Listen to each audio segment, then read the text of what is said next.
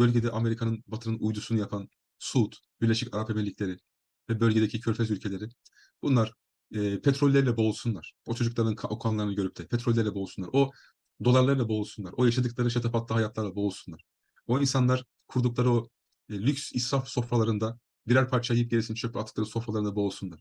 Bakın ben böyle pek konuşmam ama o canların bedenleri görünce artık dayanamıyorum. Allah size o bebelerin hesabını soracak. Önce onlara hiç beklentim yok Mehmet Ali kardeşim. Önce onları bir kenara koyayım yani. Hiçbir beklentim yok onlardan. Liderleri diyorum. Bakın halkları ayırıyorum her zaman. Hani aşağı, Araplar değil. Körfez ülkelerin liderleri, idarecileri, hanedanları. Bunu özellikle altını çizeyim. Avrupa ülkelerinde evet benim her zaman üstüne vurgu yaptığım bir şeydir. Bu mücadele artık bir Müslüman, iman ehli mücadelesi olmaktan çıkması gerekiyor. Biz Türkiye'deki eylemler sadece bizim mahallenin ötesine geçemedi. Ben bundan çok rahatsızım. Sadece Müslümanlar veya İslami kesim diyelim. Hadi bizim mahalle, Müslüman mahalle tekbirlerle, İslami sloganlarla bir destek ortaya koydu. Hepsi de bizim çevremizde hep eylemlerde gördüğümüz insanlar bizim insanlarımız. Peki bir şey sorayım Ama abi. Tam burada araya gireyim. Sözünü kestim. Hakkını helal et. Sonra. estağfurullah, Peki estağfurullah. niçin Türkiye'de bu mesele daha önce solun tekelindeyken bugün yani deniz gezmişler, Cengiz Çandarlar, hayatta Cengiz Çandar, deniz gezmiş, idam edildi. Bu mesele solun tekelindeyken, solun gündemindeyken bugün özellikle AK Parti'den sonra şu anda sadece İslamcıların elinde kaldı. Ya Türkiye'de özellikle 2014'ten sonra yaklaşık 2010-2015'ten sonra hükümetin de e, biraz daha e, muhataplarını tahrik edecek, muhataplarını bu anlamda kutuplaştıracak bir dil kullanması otomatikman sadece AK Parti'ye yönelik bir mukavemet, yani bir AK Parti'ye yönelik bir itiraz, bir eleştiri noktasından çıktı. AK Parti'nin desteklediği, AK Parti'nin sahip çıktığı, AK Parti'nin yanında durmaya çalıştığı bütün o eylemleri de, olguları da herkesin bir mesafeli yaklaşmasına sebebiyet verdi. Bu haklı bir şey değil, onu söyleyeyim bak. Bu haklı bir şey değil. Ama bugün sol cenah veya işte ulusalcı kesimler veya farklı mahalleler şu anda bu olaya bakıp ya işte Erdoğan'a prim yapabilir. İşte Erdoğan sahiplenir diyerek otomatikman AK Parti ve Erdoğan düşmanlığı, AK Parti ve Erdoğan eleştirisi evet onların açısından bir tiksinti, evet onlara rahatsızlık boyutundan yola çıkarak sessiz kalmayı tercih ettiler. Ben bunun böyle olduğunu düşünüyorum. Eğer şu an yönetimde işte eskilere bakarsak bir Demirel, bir Ecevit, bir Özal yönetimi gibi bir yönetim olsaydı yani liberal farklı yoklaşsa emin olun meydanların da biraz daha renkli olabileceğini düşünüyorum. Ama Erdoğan bir şeye sahip çıktığında sessiz kalın, boş verin, ona prim yapmayın. Erdoğan bir şey mitingini yaptığında aman falan. Ha burada haklı yönleri var mı? Tabii haklı yönleri var. Çünkü maalesef çok istismar edilen, din çok aparat olarak kullanıldı hükümet tarafından. Filistin aparat olarak kullanıldı.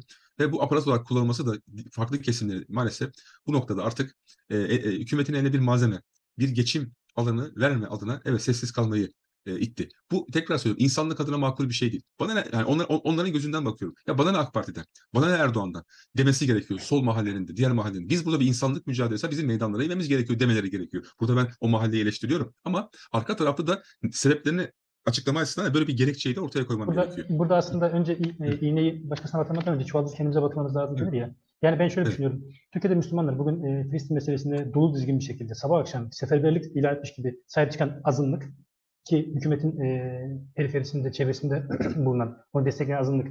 Türkiye'de adil bir şahitlik yapmış olsaydılar, zulümleri ayırmasaydılar, mazlumları ayırmasaydılar, bence şu anda tüm çok güzel, Türkiye yek vücut olarak bu meseleyi sahiplenecekti ama insanlar diyor ki Silivri'de insanlar işte çok güzel. orada bir şeyleri mahkum edilirken veya KHK ile insanlar ihraç edilirken bakıyordun, izliyordun, destekliyordun. Kürtler ezilirken, şunları ezilirken. Dolayısıyla bizim kronik kamplaşmamız, kutuplaşmamız bizi burada da vurdu. Her anlamda biz aslında paramparçayız. Aynen İslam dünyası gibi. Dolayısıyla ben Allah razı olsun. bu cılız olmamızın sebebini buraya bağlıyorum. Bu araya girmen çok iyi oldu. Allah razı olsun. Çok doğru şeylere temas ediyorsun. Bugün işte Abi KHK sadece üzerine sözünü kestim ama sadece bu estağfurullah. Türkiye ile ilgili bir şey değil. Suriye'de paramparça, İran'da Tabii, paramparça. tabii, tabii, İşte tabii. yani Yemen'de paramparça. Hepimiz birbirimizi katlediyoruz. Evet. Bizden başka dost ve düşmanımız yok. Sadece hamaset yapıyoruz ve çalışmıyoruz. Ben yani şaşırıyorum. Mesela diyelim ki çarçaf çarçaf boykot listeleri asılıyor ya. Diyorum ki Evet. ya bu insanlar bu kadar çalışıp, bu kadar ürünleri bu Türkiye'ye yerleştirip, değil mi?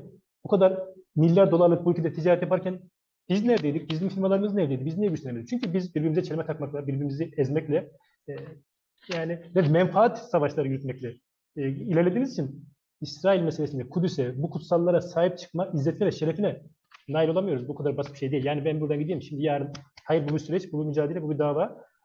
Bunun için belli bir aşamaya gelmemiz lazım. Buna layık mıyız bir kere? Yani ben mesela şöyle sloganlar atılıyor. İşte e, Mehmet çık Gazze'ye. Mehmetçik Gazze'de bulunmaya layık mı? Mehmetçik'in Gazze'de bulunacak bir vizyonu var mı? Yaklaşımı var mı? Veya onu hak ediyor muyuz oradaki mücadeleyi? Bu bir davaysa eğer. Biz daha dün Mehmetçik dediğimiz insanların içerisinde terör örgütü çıkardık biz daha geçen. Bundan 10 yıl önce. Terör örgütü, içinden terör örgütü çıkardık. Yüzlerce, binlerce insanı mağdur etti. Milyar dolarlık bu ülke zarar gördü. Evet. Mehmetçik dediğin kim? Bunu da tartışmak lazım. Dolayısıyla çok feci bir haldeyiz. Niçin burada olduğumuzu, nasıl paramparça olduğumuzu görmemiz lazım. Batı'yı, işte Amerika'yı eleştirmeden önce aslında kendi açımızdan şapkamızı Evet. önümüze koyup ciddi bir muhasebe Evet, yapmak. Suriye süreci üzerinde ciddi şekilde bir ayrışma, ihtilaf yaşandı. Mezhebi kutuplaşma has safhaya geldi. Türkiye 2016'da bir darbe teşebbüsüyle alakalı bir süreç yaşadı ama ondan sonra e, evet, intikam alırcasına Erdoğan'ın ifadesiyle en alt tabakadaki ibadet dediği, yani katmanlarıymış seviyedeki insanlardan mağduriyetleri gündeme geldi. Bugün dördüncü evre, mesela bir kanser hastası bir kadının içeride zindanda kalmasına oh olsun diyen kesimin, bir başörtülü bir yazarın, gazeteci bir yazarın kalkıp bugün Filistinliler katlediliyor demesi öbür mahalle tarafından çekirdek çıtılarak ahlaksız denerek karşılanıyor. Sen yanındaki bir insanın zindanda mağduriyetine ok olsun dedi, bizzat dedi ama şimdi yani bakın bu tutarlı değil, tekrar söylüyorum. Ne olursa olsun. Evet, bunu savunan insanlar çelişkiler olsun. Çelişkili konuşsunlar. Hayatlarında zikzaklar olsun. Sadece kendi ırkındaki mazluma, kendi rozetini takan insanların mazlumiyetine ses çıkaran vicdansız olsun. Evet, vicdansız olsun, ahlaksız olsun. Biz öyle olmamamız lazım. Ben burada diğer mahalleye de yani seslenmek ve hatırlatmak istiyorum. Velev ki bunu savunan birilerinin yaptığı yanlışlardan ötürü siz dünya gözü önünde gerçekleşen bir katliama, bir insanlık dramına nasıl olsun moduyla yaklaşabiliyorsunuz? Bu da sizin insanlığınızın kalitesini düşürüyor. Ben şunu istiyorum. Bağdat Caddesi'nde, Şişli'de, Nişantaşı'da tekbirsiz, ondan kendi düdükten, ıslıktan İsrail'in protesto edilmesi gerekiyordu. Alkışlarla protesto edilmesi gerekiyordu. Ama bugün farklı gerekçelerle, senin de bahsettiğin farklı etkenlerle, işte bölgesel gelişmeler olsun, işte Erdoğan'ın AK Parti faktörü olsun, maalesef Türkiye'deki birçok insan hakları taleplerini dillendiren ve kendini o kesimde gören zümrelerin de, kusura bakılmasın, sadece Müslüman mahalle değil, bu zümrelerin de sınıfta kalmasını, bu zümrelerin de bu imtihanı kaybetmelerine sebebiyet verdi. İnsanlık çok boyutlu olarak bu süreçte maskelerini düşürdü. Hakikaten bir zulme ses çıkartırken kan grubu analizi yapmayan, kafatası ölçümü yapmayan, Vietnam'da kimyasallarla yakılan bir evlat için gözyaşı döken, Doğu Türkistan'da, Halepçe'deki bir Kürt kardeşimize, işte Suriye'de bir diktatör katliamına, Mısır'da diktatör ve zorbaların katliamına, Filistin'de Siyonist İsrail katliamına, velhasıl bunu genişletebiliriz.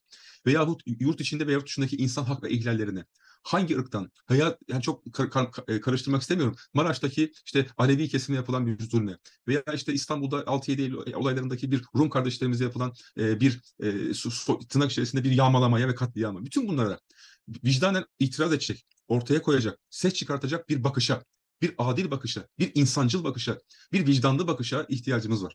Ben ömrümün geri kalan kısmını bu bakışın, bu perspektifin güçlenmesi ve yaygınlaşması için harcayacağım. Bundan sonra kardeşim. Teşekkür ediyorum Hamza abi. Çok güzel bir yere temas ettin. Yani ilke ise ilkeyi ayırmamamız lazım. Hakan Fidan'ın da açıkladığı gibi geçen Ukrayna'daki çocuk da çocuk, Gazze'deki çocuk da çocuk. Onun için gösterdiğimiz hassasiyeti orada göstermiyorsak iki yüzlülük yapıyoruz. Dolayısıyla bu iki yüzlülükte dünyada şuradan şuraya gidemeyiz. Çok Evet. acı. Yani şu anda Gazze'de yağmalanan, bombalanan, katledilen şey çocuklar değil sadece. Gazze'de insanlığın umudu katlediliyor, bombalanıyor. İnsanlığın ortak iyi dediği şeyler, hukuk kuralları, uluslararası hukuk kuralları, 2000 yılda biriktirdiğimiz, getirdiğimiz bütün değerler, bütün ülkelerin anayasalarında süslü, güzel cümlelerle yerleştirilmiş değerler, bütün kutsal kitaplarda el üstünde tutulması gereken insanlık onuru, insanlık haysiyeti. Çocuk ya, daha ötesi yok, bebek ya. Yani Evet. herhangi bir şekilde dini ideolojisi Evet. olmayacak insanlık katlediliyor. Ve ne acı ki bu insanlar insan altı, hayvansı insan diyerek aşağılanıyor. Bu aşağılamaya hiçbir insan, şiir yazan hiçbir şair, şarkı söyleyen hiçbir sanatçı, resim yapan hiçbir ressam, hiçbir futbolcu, hiçbir sporcu, barıştan, dostluktan, kardeşlikten dem vuran hiçbir insan evladı buna karşı kayıtsız kalmaması lazım. Ama şu anda dehşet bir sessizlik var bir taraftan ve Evet. müthiş de bir manipülasyon var, korku var, baskı var. İnsanlar yıldırılıyor. Biz yani insanlık için bir umutsak eğer, Müslümanlar iddialıysa bu iddiamızı ispat etmeden Allah'ın huzuruna gidersek sınav kaybetmiş olacağız. O yüzden bu çok tarihi bir günden geçiyoruz bence. Günlerden geçiyoruz. İnsanlık adına, bizim adımıza, Orta Doğu adına, coğrafyamız adına. Müthiş bir imtihan bu. Bir kişinin imtihanı olduğu yerde bir başkası da imtihan oluyor. İnşallah bu imtihanı kazanırız. Teşekkür ediyorum katıldığın için Hamza İnşallah. abi. Allah razı olsun. Başka vesilelerle görüşmek dileğiyle.